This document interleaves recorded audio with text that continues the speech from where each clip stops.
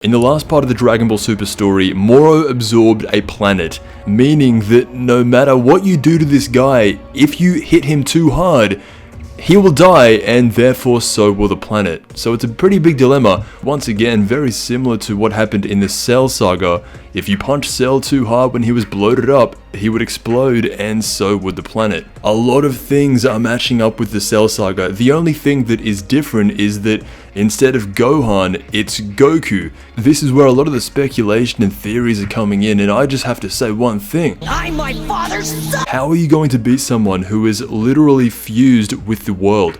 Goku can't hit him too hard, otherwise his planet will be destroyed. Since Beerus and Whis are there, of course you could always say they could just do what they did in Resurrection F and you could get Whis to rewind time. But I don't see that happening, at least in this story. They've made it a very big point, emphasized on it a lot. Angels cannot get involved in mortal affairs. This is a massive mortal affair. If Whis did anything like that, he would end up just like Beerus. Someone who has been very quiet in the background though. Over the last 2 or 3 chapters, this man has been completely silent.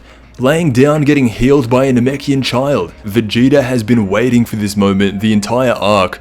He will be the one to split Moro from the earth. The entire arc, Vegeta has been developing a technique not to make himself personally stronger, but to take down this specific enemy, Moro. What Vegeta now has the ability to do, aside from instant transmission and actually getting a lot more powerful himself, he can actually take energy out of other people and spread it to wherever he wants. You saw that in the earlier chapters when he split Moro and gave all the energy that he stole from the planet Namek directly back into the Namekians. It's almost like a reverse spirit bomb. It's interesting that Vegeta didn't take that energy for himself, because if he did, he would be a lot more powerful, but he just decided that it wasn't his, he didn't need to take it. Now that Moro is fused with the earth and Vegeta is currently getting healed by Dende, there is almost not even a question that this is what's going to happen. Again, very similar to the Cell saga, Goku is the main guy, Vegeta gets the ultimate assist. You can just see him punching the ground, and every time he punches the ground, he'd probably have to do it 1 trillion times, but once he does, Moro will be split with the earth and back down into his goat form.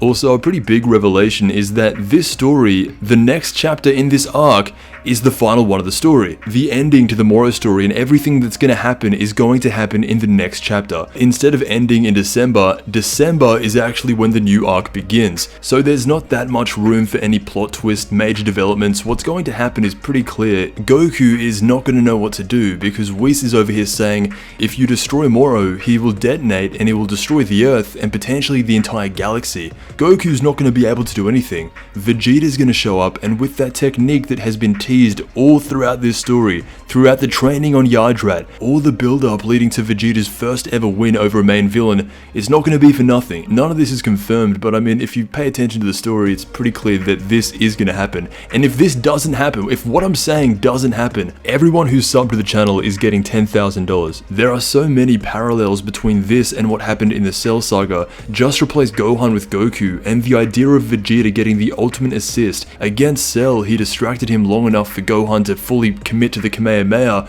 and destroy Cell once and for all. With Moro, once again, Vegeta has the opportunity to become one of the greatest assisters of all time.